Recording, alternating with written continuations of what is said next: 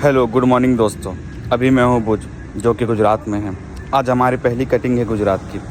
अभी हम लोग कुछ देर में यहाँ से निकलने वाले हैं। जो कुछ होगा आपको दिखाया जाएगा इस वीडियो में। अभी हम लोग रत्ना गांव में हैं, जो कि गुजरात में पड़ता है। हम लोग पैकिंग के लिए आए हुए हैं। ये देख सकते हो हमारी गाड़ी है, आईसार है, पूरी गाड़ी है। 400 कैरेट है, इसको पूरा फुल करना है।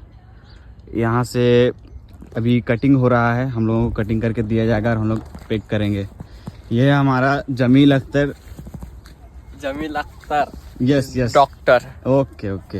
अनार का क्या प्रॉब्लम आ रहा था, दिखाइए आप। अनार का ये सब कच्चा माल है और छोटा भी है, हाँ। इसलिए बोलने का है तोड़ो मत। हाँ तोड़ो मत, ताकि वेस्ट ना हो। अभी ये बड़ा होगा, साइज में आएगा तो और भी अच्छा रेट इनको मिल सकता है, और भी कलर आने को बाकी है कि नहीं मामा?